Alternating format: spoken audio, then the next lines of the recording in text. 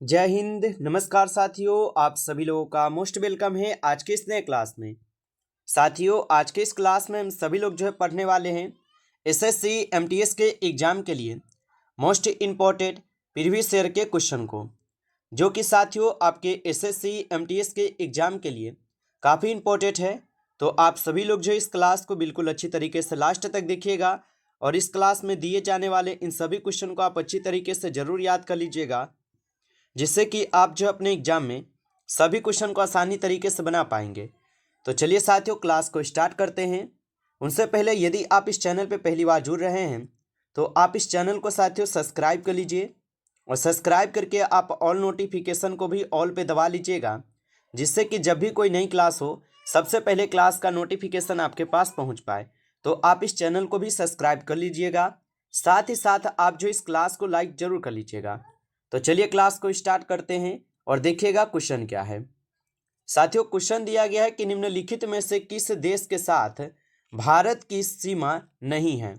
बताइएगा साथियों, ये सभी क्वेश्चन जो काफ़ी इंपॉर्टेंट और सिलेक्टेड क्वेश्चन हैं और यहाँ से आपके पेपर में साथियों 100% यहाँ से क्वेश्चन देखने को मिलेंगे। आप लोग अच्छे से इन प्रश्नों को याद कीजिएगा और बताइएगा निम्नलिखित में से किस देश के साथ भारत की सीमा जो है नहीं है। तो आप सभी लोग याद रखेंगे साथियों, मंगोलिया के साथ क्या है, तो कोई भी सीमा नहीं है। ऑप्शन 20 क्वेश्चन का सही जवाब हो जाएंगे, आप याद रखेंगे इसको। नेक्स्ट क्वेश्चन है आपका, क्वेश्चन है भारत के दक्षिणी बिंदु में स्थित है।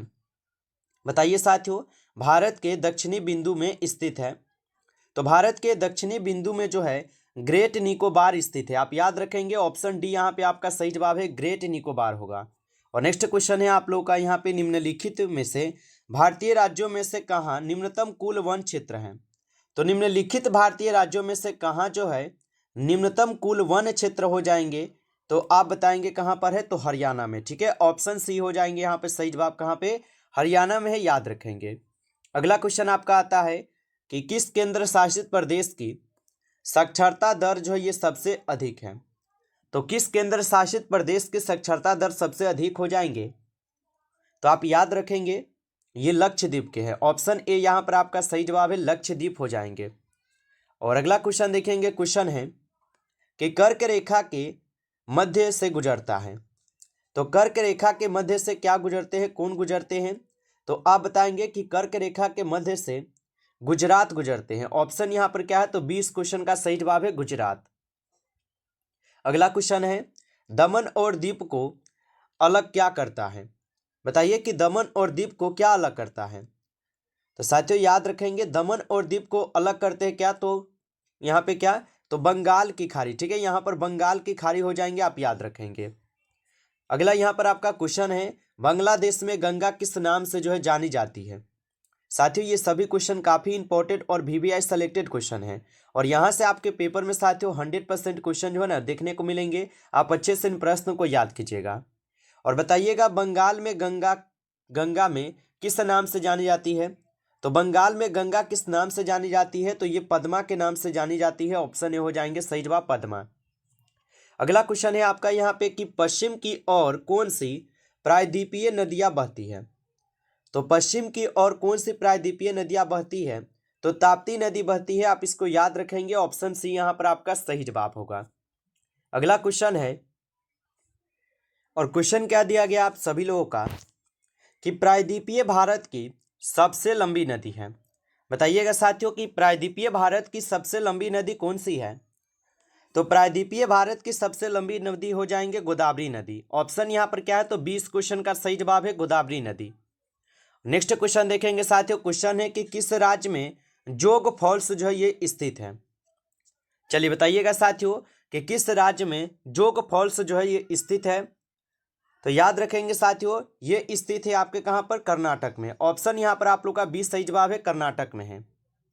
अगला क्वेश्चन देखेंगे साथियों, क्वेश्चन है कि कोंकण तट डैश के बीच फैला है। चलिए साथियों बताइएगा कि कोंकण तट जो है ये डैश के बीच फैला है। तो कोंकण तट जो है ये साथियों आपके गोवा और कोचीन के बीच फैला हुआ है। ऑप्शन ए हो जाएंगे सही जवाब, गोवा और कोचीन। अगला क्वेश्चन देखेंगे साथियों, क्वेश्चन है कि भारत के पूर्वी तट डैश के बीच में जाना जाता है। तो भारत के जो पूर्वी तट है ये साथियों जाने जाते हैं कोरोमंडल तट के रूप में। ऑप्शन यहाँ पर क्या है, तो सी सही जवाब है इस क्वेश्चन का आंसर, कोरोमंडल तट हो जाएंगे। अगला क्वेश्चन देखिएगा, आपका क्वेश्चन है कि 9 डिग्री चैनल अलग करता है। बताइएगा आप सभी लोग कि 9 डिग्री चैनल जो है ये अलग करता है। तो 9 डिग्री चैनल जो है ये अलग करते हैं लक्षद्वीप और मिनिकॉय द्वीप के। ऑप्शन यहाँ पर क्या है, तो बी सही जवाब है, लक्षद्वीप और मिनिकॉय द्वीप। अगला क्वेश्चन, और क्वेश्चन क्या दिया गया आप सभी लोग का यहाँ पे कि निम्नलिखित राज्यों में से कौन सा बांग्लादेश के साथ सीमा नहीं बनाता है। बताइएगा साथियों। और साथियों अभी तक आप इस क्लास को लाइक नहीं किए हैं तो आप इस क्लास को जरूर लाइक कर लीजिए, और चैनल पे पहली बार जुड़े हैं तो आप इस चैनल को भी सब्सक्राइब करके आप ऑल नोटिफिकेशन को जरूर ऑल पे दबा लीजिए, जिससे कि जब भी कोई नई क्लास हो सबसे पहले क्लास का नोटिफिकेशन आपके पास पहुंच सके। तो आप इस चैनल को सब्सक्राइब कर लीजिएगा। अगर आपको रिवीजन के लिए इस क्लास का पीडीएफ चाहिए तो आप जरूर बताइएगा, जिससे कि आपको जो है ना पीडीएफ मिल जाए रिवीजन के लिए। और बताइएगा साथियों कि निम्नलिखित राज्यों में से कौन सा बांग्लादेश के साथ सीमा नहीं बनाता है। तो आप याद रखेंगे मणिपुर। ऑप्शन यहाँ पर क्या है, सी इस क्वेश्चन का सही जवाब है, मणिपुर। नेक्स्ट क्वेश्चन देखेंगे कि विश्व की सर्वाधिक लंबी पर्वत श्रृंखला है। बताइएगा आप लोग कि विश्व की सर्वाधिक लंबी पर्वत श्रृंखला हो जाएंगे, तो ये हो जाएंगे आपके एंडीज। ठीक है, याद रखिएगा एंडीज हो जाएंगे। ऑप्शन बी आपका सही जवाब है। अगला क्वेश्चन देखेंगे, क्वेश्चन है आपका कि संसार की छत जो है किसे कहा जाता है। बताइए कि संसार की छत किसे कहा जाता है। तो याद रखिएगा पामीर को जो है संसार का छत भी बोला जाता है। ऑप्शन सी सही जवाब है, पामीर हो जाएंगे। नेक्स्ट क्वेश्चन देखिएगा, आपका यहाँ पे क्वेश्चन है कि सियाचिन ग्लेशियर पर विवाद किसके बीच है। तो सियाचिन ग्लेशियर पर जो विवाद है ये किसके बीच है। तो सियाचिन ग्लेशियर पर भारत और पाकिस्तान के बीच विवाद है। तो ऑप्शन यहाँ पर क्या है, सी सही जवाब है, भारत और पाकिस्तान हो जाएंगे, याद रखिएगा। अगला यहाँ पे आपका क्वेश्चन आता है कि सर क्रीक कहाँ स्थित है। बताइएगा कि सर क्रीक जो है ये कहाँ स्थित है। तो सर क्रीक हो जाएंगे गुजरात के साथ लगी भारत पाकिस्तान की सीमा पर। ऑप्शन ए यहाँ पे सही जवाब है। अगला क्वेश्चन है, भारतीय मरुस्थल को क्या कहते हैं। चलिए साथियों बताइएगा भारतीय मरुस्थल को क्या कहते हैं। तो भारतीय मरुस्थल को हम यहाँ पे थार मरुस्थल बोलते हैं। ऑप्शन सी सही जवाब है, थार मरुस्थल। और अगला क्वेश्चन देखिएगा साथियों कि बुद्ध ने अपना प्रथम धर्म संदेश कहाँ पर दिया था। तो बुद्ध ने अपना प्रथम धर्म संदेश कहाँ पर दिया था। तो यह दिए हुए थे आपके सारनाथ में। ऑप्शन आप लोग का डी सही जवाब है, यहाँ पर सारनाथ हो जाएंगे, याद रखिएगा। अगला यहाँ पर आपका प्रश्न है कि निम्नलिखित में से प्राचीनतम राजवंश कौन सा है। बताइए आप यहाँ पे कि निम्नलिखित में से प्राचीनतम राजवंश कौन सा है। तो याद रखिएगा प्राचीनतम राजवंश हो जाएंगे मौर्य वंश। ऑप्शन ए यहाँ पर आपका सही जवाब हो जाएंगे, मौर्य वंश है, आप इसको अच्छे से याद रखिएगा। नेक्स्ट क्वेश्चन आपका आता है यहाँ पर कि अशोक ने तृतीय बौद्ध परिषद कहाँ पर बुलाई थी। बताइएगा साथियों कि अशोक ने तृतीय बौद्ध परिषद कहाँ पर बुलाई थी। तो अशोक जो है ये तृतीय बौद्ध परिषद बुलाए हुए थे पाटलिपुत्र में। ऑप्शन ए जो है यहाँ पर आप लोग का सही जवाब है, पाटलिपुत्र है, याद रखेंगे। अगला यहाँ पर आपका क्वेश्चन आता है कि भारत के पहले प्रधानमंत्री कौन थे। चलिए बताइएगा यहाँ पर आपका आंसर क्या होगा कि भारत के पहले प्रधानमंत्री कौन थे। तो भारत के पहले प्रधानमंत्री थे आपके पंडित जवाहरलाल नेहरू जी। ऑप्शन सी लगा रहे हैं तो सही जवाब है पंडित जवाहरलाल नेहरू जी। और भारत के प्रथम उपराष्ट्रपति कौन थे, आप सभी लोग कमेंट करके बताएंगे, ठीक है, क्योंकि डॉक्टर राजेंद्र प्रसाद जी आपको पता है कि यह राष्ट्रपति थे, और उपराष्ट्रपति कौन थे आप सभी लोग कमेंट करेंगे। अगला क्वेश्चन देखिए, क्वेश्चन है पानीपत का प्रथम युद्ध किस वर्ष हुआ था। तो पानीपत का प्रथम युद्ध जो है आपको बताया है कि 1526 में होता है। ऑप्शन ए हो जाएंगे सही जवाब, याद रखेंगे। और दूसरा कब होता है, तो 1556 में, और तीसरा 1761 में आपको बताए भी थे। अगला यहाँ पर क्वेश्चन देखिएगा, क्वेश्चन क्या है कि भारत में सर्वप्रथम स्वर्ण मुद्राएं चलाने वाले शासक कौन थे। तो भारत में सर्वप्रथम स्वर्ण मुद्राएं चलाने वाले शासक कौन हो जाएंगे। तो ये भारतीय यूनानी हो जाएंगे, ठीक है, जिसको इंडियन ग्रीक की भी कहते हैं। ऑप्शन बी यहाँ पे सही जवाब है। अगला क्वेश्चन देखेंगे, क्वेश्चन है कि गुप्त शासकों की दरबारी भाषा क्या हो जाएंगे। सरकारी यहाँ पे बोल दीजिए या दरबारी भी बोल सकते हैं, ठीक है, दरबारी ही ठीक रहेगा, ठीक है। चलिए बताइएगा कि गुप्त शासकों की दरबारी भाषा क्या थी। तो इनकी दरबारी भाषा थी संस्कृत। ऑप्शन डी होगा। अगला क्वेश्चन देखेंगे, क्वेश्चन है कि भारतीय संविधान को कब जो है अपनाया गया था। तो भारतीय संविधान को अपनाए जाते हैं कब, तो आप सभी लोग बताएंगे। तो भारतीय संविधान को 26 नवंबर 1949 को अपना लिए जाते हैं, ठीक है। और 26 जनवरी 1950 को हमारा संविधान लागू भी हो जाता है। तो पूछा है हमारा अपनाना, तो ऑप्शन यहाँ पर सी हो जाएंगे, 26 नवंबर 1949 को हमारे भारतीय संविधान को अपनाए गए थे। अगला क्वेश्चन है कि प्लासी का युद्ध कब हुआ था।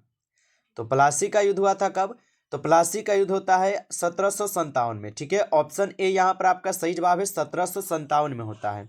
और बक्सर का होता है कब, 1764 में। अगला क्वेश्चन है कि लाख बक्स की उपाधि किस शासक को दी गई थी। चलिए बताइएगा, लाख बक्स की उपाधि किस शासक को दी गई थी। तो ये दिए गए थे कुतुबुद्दीन ऐबक को। ऑप्शन आपका डी जो इस क्वेश्चन का सही जवाब है, कुतुबुद्दीन ऐबक हो जाएंगे।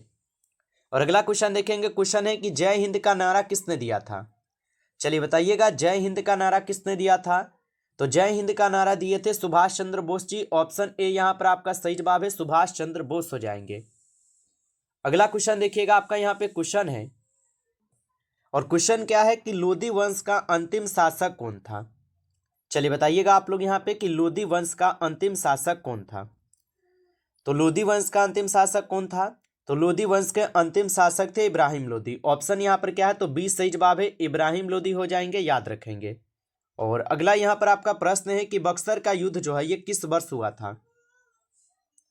तो बक्सर का युद्ध आपको पता ही है कि 1764 में, आपको पहले भी बताया है कि 1764 में बक्सर का युद्ध हुआ था। प्लासी का युद्ध 1757 में हुआ था। और पानीपत की पहली लड़ाई 1526 में हुई थी। और 1857 की क्रांति तो आपको पता ही है। चलिए आगे देखते हैं। और अगला क्वेश्चन देखेंगे, क्वेश्चन है कि बहमनी राजाओं की राजधानी थी। तो बहमनी राजाओं की जो राजधानी थे ये गुलबर्गा में थी, ठीक है, याद रखेंगे, गुलबर्गा में हो जाएंगे। ऑप्शन ए सही जवाब है। अगला यहाँ पर क्वेश्चन देखिएगा, क्वेश्चन है कि जलियांवाला बाग की हत्याकांड कब हुआ था। तो जलियांवाला बाग हत्याकांड कब होता है, तो 13 अप्रैल 1919 आपको पढ़ाए हैं कि जलियांवाला बाग हत्याकांड होते हैं। ऑप्शन यहाँ पर क्या है, तो 20 क्वेश्चन का सही जवाब है, 13 अप्रैल 1919 को होते हैं। नमस्कार साथियों, इस क्लास में कुल आपके 35 क्वेश्चन थे। और ये सभी क्वेश्चन साथियों काफ़ी इंपॉर्टेंट और सिलेक्टेड क्वेश्चन थे। और यहाँ से आपके पेपर में साथियों 100% जो है ना आपको अभी क्वेश्चन भी देखने को मिलेंगे। तो आप लोग अच्छे से इन प्रश्नों को जरूर याद रखिएगा। और साथियों यदि आपको ये क्लास अच्छा लगा हो तो आप जरूर इस क्लास को एक बार लाइक कर लीजिएगा। और चैनल पे पहली बार जुड़े हैं तो आप इस चैनल को भी सब्सक्राइब करके आप ऑल नोटिफिकेशन को दबा के जरूर जुड़ जाइए, जिससे कि जब भी कोई नई क्लास हो सबसे पहले क्लास का नोटिफिकेशन आपके पास पहुंच सके। तो आप इस चैनल को भी सब्सक्राइब कर लीजिएगा। और चलिए फिर मिलते हैं आपसे एक नई टॉपिक के साथ नेक्स्ट क्लास में। तब तक के लिए जय हिंद, जय भारत।